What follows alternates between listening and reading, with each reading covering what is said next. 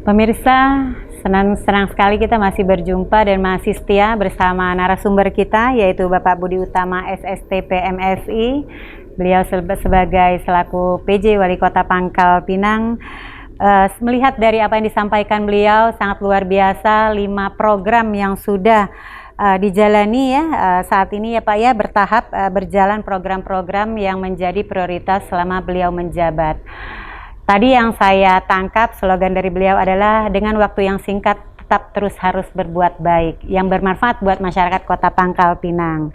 Baik pemirsa, sembari berbicara stunting, namun kita sedikit penasaran nih bersama Pak Budi ya, kiat-kiatnya, karena saya juga selaku host hari ini penasaran sekali. Semuanya kok terbaik ya yang beliau dapati, camat terbaik, lurah terbaik, kemudian juga saya lihat di sini profil beliau juga mata lomba semuanya juga mendapat nominasi juara. Nah, apa sih kiat-kiatnya? Pastinya untuk menjadi yang terbaik itu tidak mudah ya pemirsa ya, harus ekstra ulet, kerja keras, malang melintang di dunia persilatan pastinya Pak Budi ya. Baik, di sini saya lihat dari profil yang pertama yang saya soroti Pak, ini lurah terbaik Kota Pangkal Pinang tahun 2010. Kemudian camat terbaik Provinsi Kepulauan Bangka Belitung tahun 2014. Kemudian juga juara 1 evaluasi kinerja kecamatan tingkat provinsi 2014. Nah, ini hubungan dengan pekerjaan pastinya ya Pak Budi ya. Nah, ini bagaimana sih Pak resepnya, kiatnya, apa yang dilakukan? Pastinya untuk menjadi yang terbaik itu banyak pro dan kontra Pak Budi. Silakan Pak Budi sampaikan. Pasti. Oke, saya tuh merinding tuh. Saya kalau yang kayak gini-gini kan ya sebetulnya bukannya kata orang Bangka tuh bukan ngambok atau apa ya, tapi saya tuh bukannya riak, bukan pamer ya Pak ya? Ya bukan. Jadi sekali lagi ini hanya untuk motivasi anak-anak muda, terus pegawai negeri sipil, jangan kita disingkat pegawai nunggu sore gitu kan. Jadi istilahnya inti kita ini kualitas, bukan kuantitas. Kualitas kerja yang penting. Percuma masuk 7:30 habis itu apel buat kopi, ya kan? Tapi bagaimana kita masuknya pas waktu, terus ataupun waktu kurang, tapi kerja kita kualitas. Nah, dulu pertama kali saya masuk itu di Kelurahan Semabung Baru. Kelurahan Air Hitam. Air Hitam, habis itu Pak Ruslidan lurahnya saya kasih pemerintahan. Ada beberapa yang saya benahi di situ terkait dengan penyelenggaraan pemerintahannya, disposisi surat, tata naskah dinas dan sebagainya. Kan kelurahan dulu kerja cuma menunggu pelayanan gitu, Mbak. Jadi teori-teori yang seperti itu belum begitu menguasai. Nah, terus papan-papan data, monografi, terus DUK ya, daftar urut kepangkatan, terus profil pertaniannya itu semua kita rubah. Nah, termasuk juga ke Semabung Baru. Nah, di tahun 2008 saya dipercayakan oleh Pak Zulkarnain Karim pada waktu itu, dan Pak Sekdanya adalah Pak Sahrum, dan wakil beliau adalah Pak Malikul pada waktu itu. Nah, dipercayakan beliau untuk menjadi lurah Bukit Intan namanya, yang sekarang Batu Intan. Itu kelurahan unik ya, jumlah RT-nya sedikit, cuma 6. Terus mayoritasnya saudara kita Chinese, 78 sekian persen. Nah, di sini saya melihat kantornya bagus, fisiknya bagus, cuma administrasi yang kita rubah. Nah, pada waktu itu 2009 kita ditunjuklah mewakili lomba-lomba, dan banyak lomba yang kami ikuti pada waktu itu. Memang diserahkan kepada saya. Waktu itu camatnya Pak Hasan Basri. Sekarang beliau adalah anggota DPR di Kota Pangkal Pinang.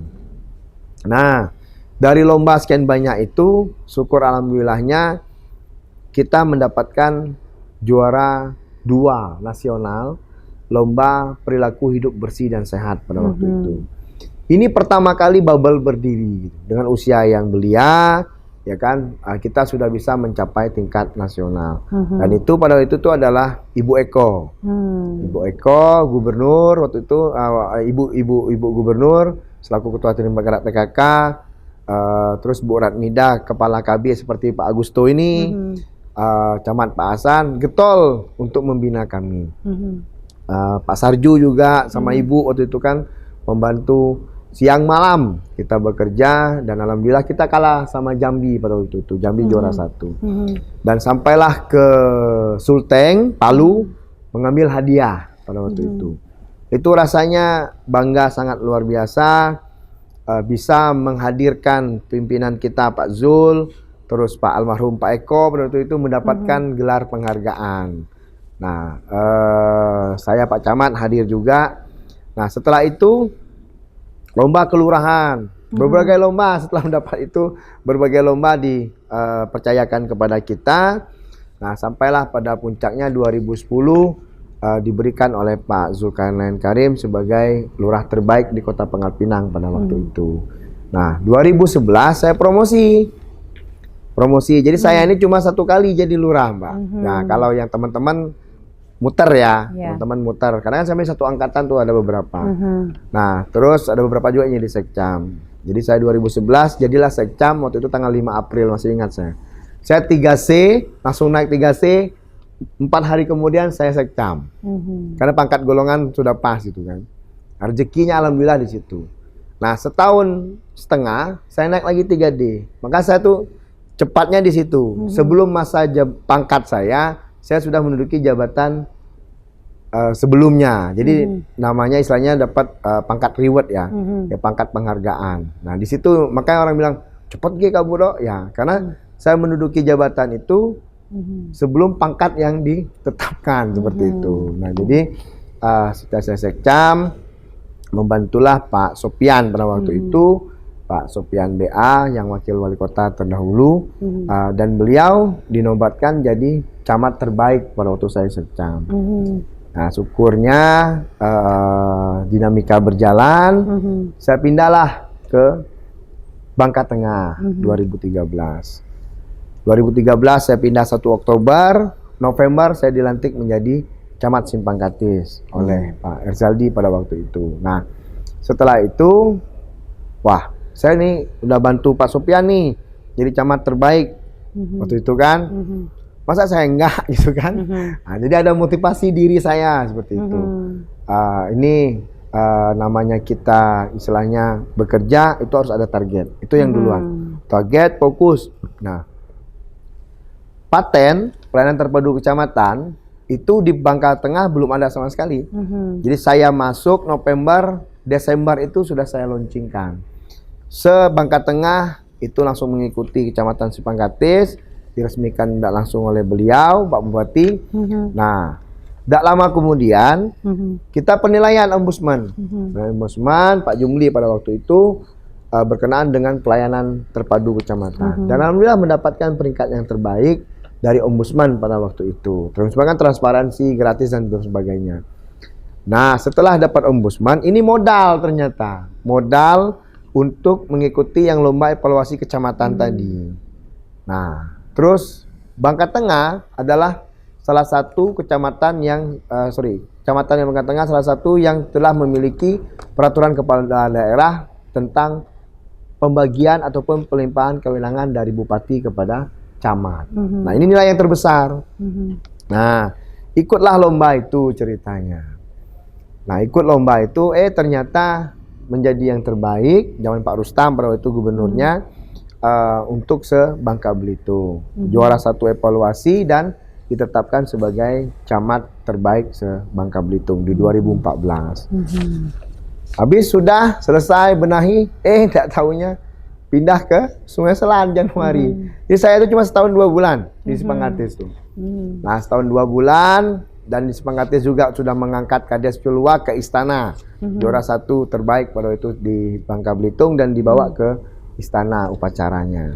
Nah di Sungai Selan saya buat prestasi beda lagi. Karena Sungai Selan ini berbeda. Culture-nya berbeda, polanya pun berbeda. Oh saya ini, dalam arti saya, Sungai Selan ini nggak bisa saya harus mengangkat diri saya gitu ya. Diri saya dalam arti kata camatnya. Ini yang saya harus didongkrak adalah desa dan kelurahannya. Jadi saya rubah strateginya pada waktu itu. Dan pemberdayaan masyarakatnya. Karena Sungai Selan ini kan padat. Beda dengan Simpang Katis. Nah, jadi saya rubah pola itu dan alhamdulillah kereta sama kelurahan Sungai Selan dua-duanya juara 1 provinsi. Memang agak mungkin kesal juga lah ya yang lain ya kan. Ini dua-dua langsung diborong. Jadi istilahnya ya itu rezeki kita lah. Jadi dua-duanya masuk istana pada waktu itu. Memang kita nggak masuk 10 besar, tapi kita masuk ke tingkat istana saja. Upacara lah di situ. Terus pemberdayaan peningkatan ekonomi di Sungai Selan. Nah, 2 tahun 4 bulan saya di situ, promosilah ke kepala dinas. Nah, di dinas sosial PMD provinsi ini, ya tugas saya adalah bagaimana membawa desa kelurahan lomba, ya kan karena sudah menjadi pembina. Nah, terus bergerak memberikan inovasi di Dinsos, peraturan kepala daerah. Peraturan kepala daerah yang tidak ada di Indonesia itu adalah pembebasan lahan, ya, lahan ataupun tanah berskala kecil. Itu nggak ada, bisa dicek di Google. Itu hanya ada di Bangka Tengah. Nah, habis itu saya nyiptakan regulasi, pindahlah ke arsip. Arsip Mbak tahu sendiri lah, arsip kan dinas apalah arsip ini kan. Jadi ketika saya pindah ke situ, wah ini udah, ya istilahnya kita lihat dulu Budi nih bisa apa enggak. Dan saya justru yang namanya sifatnya tantangan ini yang suatu yang diuji gitu kan. Ketika kita ditempatkan di tempat yang gersang, apakah kita masih bisa minum gitu. Nah ternyata ini adalah peluang besar. Saya baru lihat bahwa arsip ini ternyata luas, Mbak. Arsip perpustakaan. Maka saya buatlah slogan arsip hilang aset melayang. Terus yang di perpustakaannya salam literasi, membaca dapat merusak kebodohanmu. Jadi saya setiap di mana saya bekerja itu ada tagline-nya. Coba Mbak lihat, dimanapun saya bekerja ada tagline-nya. Jadi itu semangat ya, macu semangat kita. Dan kita membuatlah yang nama inovasi peraturan kepala daerah tentang penjualan non arsip kertas. Boleh cek di Google, itu nggak ada di Indonesia kecuali di Bangka Tengah. Dan yang keduanya di Pangkal Pinang, sudah saya tantangan kemarin. Yang keduanya. Nah, kita bisa jual kertas dari arsip bekas. Yang non ya, yang non arsip, fotokopi, terus bekas oret-oret dan sebagainya. Jadi saya sayang kertas ini kenapa dijual, tapi cuma untuk uang rokok dan sebagainya. Tapi kita masuklah ke dalam kas daerah pada waktu itu. Nah, jadi setelah melalui mekanisme arsiparis tentunya. Alhamdulillah Mbak, masuklah Bangka Pos waktu itu kan, inovasi itu. Nah, habis itu saya pindah ke provinsi. Nah, di provinsi ini Dinas Sosial dan PMD digabung menjadi satu. Nggak lama kemudian saya dapatlah yang namanya raport OPD. Raport. Wah, itu saya sempat terduduk kata orang itu kan. Satunya ranking 24, satunya ranking 27. Se-OPD provinsi itu kan. Dibilang sama Pak Patah, ayo anak muda berlari gitu kan. Saya bilang ini udah nggak benar ini, kok paling bawah kita kan istilahnya. Sudah saya rapatkan barisan sama kawan-kawan di Dinas Sosial PMD. Ya ini hal yang baru bagi mereka. Selama kan OPD ini malas nih. Kalau dinilai sama Ombudsman, dinilai sama raport Menpan RB, ya malas-malas. Jadi nggak ada yang bimbing lah intinya. Jadilah kita mulai kerja, 2021 itu kerja, tapi saya optimis dengan pasukan yang kita punya. Nah, tentunya perubahan ini tidak bisa seiring sejalan dengan pegawai. Pastilah kalau kita ada pembaharuan, perubahan itu pasti ada yang menolak gitu kan. Menolak dalam arti kata, PG bos nih selama ini nyantai-nyantai baik, ya, macam itulah kurang lebih. Ya, tapi syukur alhamdulillah yang bisa membatalkan itu kan ide gagasan. Ide, gagasan, inovasi, dan prestasi gitu. Dan itu pasti terbantahkan. Pegawai itu pasti, oh iya, pasti. Karena yang saya alami itu yang dulu-dulu orang pegawai saya nggak mau ikut, tapi ketika ada megang piala prestasi baru, Pak saya minta maaf Pak, selama ini bla bla bla. Saya kalau udah dapat kayak gitu tuh sudah enak gitu. Berarti dia sudah mengakui itu kan. Dan saya nggak pernah menyingkirkan orang. Saya nggak pernah. Saya dari dulu dia mau kerja ayo, enggak pun enggak apa-apa. Yang penting jangan jelekin saya. Itu aja. Sayanya sih nggak masalah, budi utamanya, tapi jangan kebijakannya gitu. Karena kita mau menuju ke perubahan gitu kan. Kalau pribadi saya monggo nggak apa-apa, tapi kebijakan yang kita buat ya usahakan jangan kamu jelekin gitu kan. Karena ini adalah untuk perubahan. Nah, jadi terus bergerak. 2022 nilai raport kita langsung berubah menjadi ranking 7, Mbak. Wah, itu bukan berlari lagi, sudah melompat kan. Jadi 2022 ranking 7. Nah, terus 2022 kami ombudsman nilai. Ombudsman karena saya ikut setelah dari penilaian raport itu ranking 7 saya ikut PIM 2, konsentrasi terpecah. Sehingga ombudsman nilai raport kami kuning pada waktu itu. Pelayanan publik ya. Hanya 5 OPD yang dinilai. Nah, ranking lah 5. Dari 5 OPD itu kami paling bawah, Bu. Wah, mempengaruhi lah nilai provinsi gitu kan. Nah, ini saya kan karena PIM 2 jadi konsentrasi nggak bisa ikut gitu karena kan di sana gitu kan di Jakarta. Pas selesai Desember PIM 2 langsung saya rapatkan lagi, wah ini nggak benar, kita harus terbang lagi. Nah, untuk penilaian yang 2023. Oke, teman-teman sepakat karena kalau lompatan ranking 7 ini sangat luar biasa gitu kan. Nah, tahunnya pas 2023 kita bergerak semuanya. Pas Desember kemarin pengumuman semuanya. Nah, Desember kemarin pengumuman, ya itu yang di Google itu, yang di website kita, dari zona degradasi menuju prestasi. Jadi nilai Menpan RB kita, raport kita dari 7 ke 1 gitu kan. Terus dari yang Menpan RB dari Ombudsman itu yang ranking 5 ke nomor 1 yang tertinggi. Dan nilai kita lah yang mendongkrak 5 besar Pemprov Bubble ke Indonesia, se-Indonesia. Jadi, wah ini merinding saya. Jadi istilahnya apa ya? Pencapaian itu tidak akan bisa kita capai kalau tidak kerja tim. Dan tidak ada yang tidak mungkin. Karena apa? Indikator kan sudah ada tuh, tinggal kita melengkapi.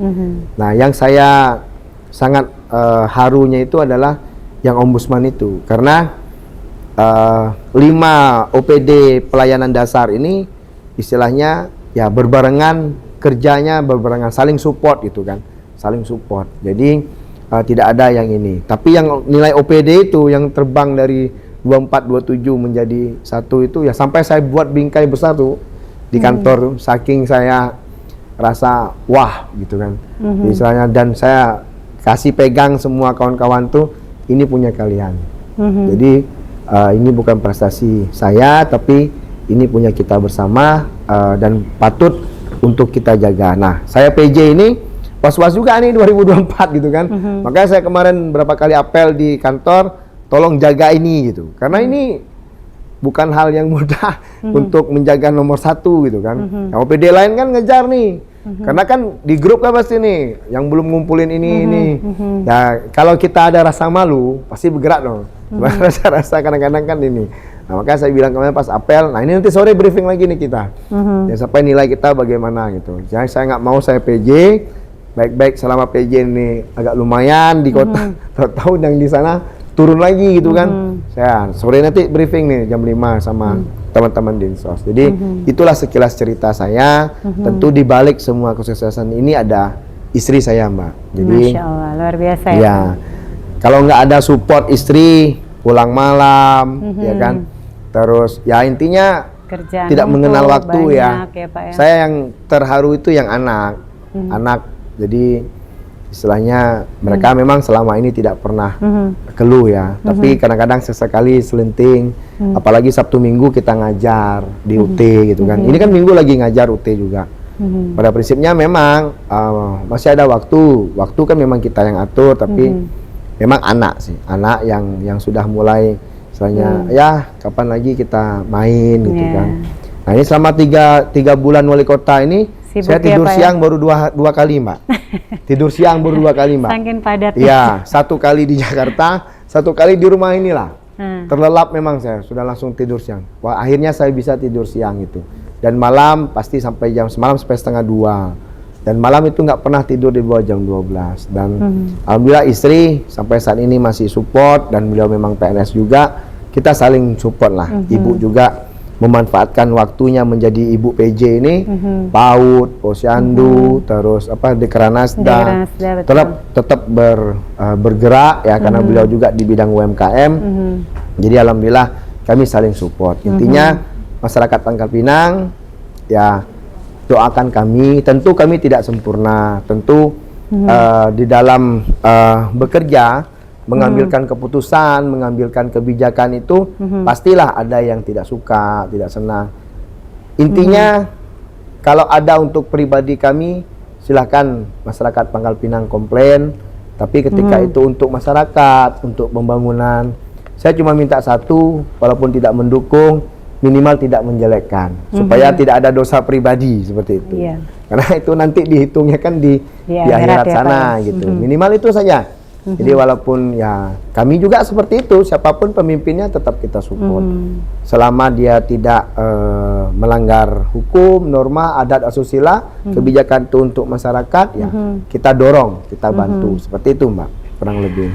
Baik, Pak Budi, terima kasih, profilnya luar biasa ya, terbaik-terbaiknya tadi sudah dijawab pemirsa, bahwa memang tidak gampang kita dengar dari apa yang disampaikan Pak Budi ya, semua butuh waktu. Tapi tetap dibalik suami yang hebat, suami yang sukses pasti ada istri yang hebat. Amin. Ya. Itu sudah kenyataan ya Pak ya, seperti itu. Nah, kembali lagi nih Pak Budi, dari tadi kan kita bicaranya stunting, profilnya masyarakat Pangkal Pinang pastinya udah nggak penasaran lagi nih. Ternyata Pak Budi itu benar-benar luar biasa ya prestasinya. Kemudian orang Bangka bilang apa Pak, kalau nggak apa sih ya, kalau nggak apa? Ya, kalau nggak kalau kawa pasti bisa Pak ya, intinya seperti itu. Jadi kalau kawa tuh pasti bisa. Jadi Pak Budi, mengenai stunting ini kan kalau saya lihat target di 2024 Pangkal Pinang sangat luar biasa. 9,16% ya targetnya. Nah, saat ini saya evaluasi juga atau saya lihat juga dari sosial media, kemudian juga dari berita-berita, mulai ada penurunan yang signifikan ya di tahun 2024 ini. Karena kan sebentar lagi kita berganti tahun, dan itu akan jelas evaluasinya berapa persenkah penurunan stunting yang ada di Kota Pangkal Pinang. Nah, dalam hal ini Pak Budi, bagaimana kondisi stunting sendiri yang tadi Bapak sampaikan sudah melakukan yang mana yaitu mengumpulkan telur, sedekah telur semua OPD ya, kemudian bekerja sama dengan organisasi-organisasi. Nah, sampai saat ini seperti apa kondisi stunting yang ada di Kota Pangkal Pinang Pak Budi? Ya, saya bilang sama Pak Agusto, PPKBN, terus Bu Mega, upaya-upaya yang telah kita lakukan ini bersifat strategi. Nah, kita tidak bisa memantau ibu, anak, keluarga 1 kali 24 jam. Nah, bagaimana kita, salah satunya adalah pola asuh. Nah, maka aku bilang sama masyarakat, telur ini bukan untuk mak, bukan untuk pak gitu kan. Ini untuk anaknya. Nah, tahan-tahanlah dulu. Nah, tapi kalau sesekali ya bolehlah. Tapi ini adalah untuk anaknya, karena stunting ini minimal makan telur itu sehari 2, gitu kan. Jadi dan ini yang murah meriah, protein tinggi, salah satu untuk mencegah stunting seperti itu. Nah, selain pola asuh kan yang kita pernikahan dini. Pernikahan dini ini harus kita cegah. Harus ceweknya di usia 21 ya. 21, cowoknya 25, supaya menghasilkan istilahnya apa ya, generasi ataupun produksinya bagus gitu kan. Karena kan di bawah umur itu kan mungkin alat produksinya itu belum sesuai ataupun pas, belum dewasa lah.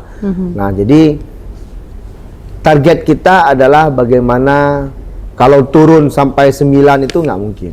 Nggak mungkin, itu mustahil lah. Tapi apa ya bisa saja, tapi kalau dari segi ini nggak mungkin. Ya, kalau saya bilang sama Bu Mega bagus tuh, mungkin yang penting yang stunting nggak usah datang ke posyandu lagi, hilang gitu.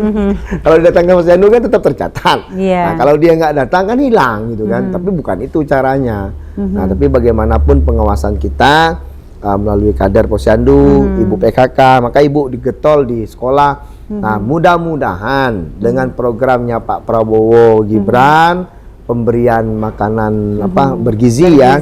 Bergizi ini ini sangat luar biasa dengan catatan memang diolah dan dilaksanakan sesuai dengan peruntukannya gitu. Jadi untuk pencegahan memang salah satunya adalah anak stunting dan anak-anak kita bergizi berimbang lah. Jadi istilahnya berkenaan dengan stunting ini kita harus kerja keroyokan, kita harus kerja bareng, kita harus kerja bersama. Tidak bisa diserahkan hanya untuk hanya dari pemerintah itu sendiri gitu Mbak. Baik Pak Budi. Kemudian langkah strategisnya apa Pak untuk menangani masalah stunting ini? Pasti ada program-program atau langkah-langkah yang sudah disepakati. Ya, jadi kalau yang untuk stunting ini ada pemberian makanan tambahan. Itu baik melalui puskesmas, terus melalui KB gitu ya, Pak Gusto dan kawan-kawan, terus BKKBN. Nah, selain itu juga yang kita Merdeka Stunting tadi. Nah, ini strategi yang berkenaan dengan tumbuh kembangnya anak. Jadi jangan sampai pula anak ini makan banyak kebencet. Apa ya? Ngelebar ke samping. Karena saking lah banyak igak makan, lagi beri makan tambahan. Tahu-tahu bukannya tinggi tapi yang ngelebar ke samping. Pala leher hilang gitu kan. Ini kacau loh ini. Hidung yang kemarin agak mancung gara-gara pipi tembam melebar. Nah, ini yang harus dikontrol oleh kader posyandu. Pas dia nimbang berat badan, bertambah selamatnya, tapi tengok lo kemana larinya, apa ke atas, apa ke samping. Kalau ke samping, wah ini tidak benar berarti kan. Nah, jadi ini yang harus kita intinya rubah pola asuh ataupun pola hidup kita dulu berkenaan stunting ini. Terus lingkungan bersih sehat itu sangat pengaruh. Maka saya kemarin bilang sama Bu Mega, Bu, saya minta breakdown datanya. Datanya breakdown. Nah, karena kita ada beberapa wilayah pesisir ya atau kumuh ya. Kumuh dalam arti kata tapi nggak kumuh benar gitu. Ada nggak anak stunting di situ? Kalau ada, nah ini fokus. Gitu kan. Kalau yang tengah kota berapa gitu. Nah, kan kita kan sebarannya nggak semua kelurahan stunting ini. Nah, jadi cuma kita ambil yang banyaknya di mana gitu kan. Nah, supaya kita bisa membaca pola ataupun lingkungan yang ada di kelurahan tersebut gitu. Nah, alhamdulillah lurah, camat, kader posyandu, kader PKK, nah ini yang harus kompak. Nah, dan saya berharap pemimpin berikutnya bisa meneruskan ini, dan sebentar lagi Ibu akan meluncurkan sekolah pemberdayaan perempuan. Nah, pemberdayaan perempuan dalam hal ini adalah fokus kepada ibu-ibu kelurahan yang ada di Kota Pangkal Pinang ini yang mau diberdayakan supaya dia memiliki keahlian. Nah, ini kami sudah siapkan akta notarisnya. Ayo siapa yang mau menjadi ketuanya gitu. Nah, kita nggak ambil ibu lurah, kita nggak ambil ibu-ibu pejabat, kita ambil dari tokoh perempuan, tokoh perempuan masyarakat, kita berikan akta notarisnya. Nah, dia yang berkembang nanti, dia jadi pionir untuk mengajak masyarakat Pangkal Pinang, terutama kaum perempuan. Nah, untuk memberdayakan, buka sekolah, bukan pemerintah yang buka, tapi dia. Nah, nanti ke depannya dia bisa mandiri gitu, Bu. Nah, ini konsep dari istri ya, dari Nyonya, supaya apakah dia nanti buka sekolah tentang stunting kah, ya tentang misalnya pola asuh kah. Nah, maka saya bilang, Bun, nanti ya akta notaris itu dia agak spesifik gitu kan, ke pendidikan, kesehatan, seperti itu. Karena saya dari dulu dua inilah, Pangkal Pinang sehat, Pangkal Pinang cerdas. Besar, tinggi, ganteng, budu, tidak bagus juga, Mbak. Besar, tinggi, nak kon ya, nak budu kan, bingung juga. Yuk, macam Ayu misal, cikar, segala macam, budu, ngomong tidak nyambung, tahu juga itu, ya kan. Nah, satu lagi misalnya dia pintar, tapi penidir, pakai jaket, terus setiap hari pagi-pagi, kan tidak enak juga, pintar, tapi penyakitan gitu kan. Sakit-sakitan. Kata orang nak dilangir gitu kan. Jadi kurang paham. Maka dua inilah tentunya di balik dua itu kan ada akhlak. Akhlak, iman, takwa. Nah, itu berjalan gitu kan. Nah, tapi arah goalnya adalah Pangkal Pinang sehat, Pangkal Pinang cerdas. Seperti itu. Baik pemirsa, Pangkal Pinang sehat, Pangkal Pinang cerdas. Iya. Jadi di mana Pak Budi menjabat selalu ada tagline. Itu slogannya ya Pak Budi ya. Iya. Baik pemirsa, kita break sebentar, kita akan kembali setelah yang satu ini.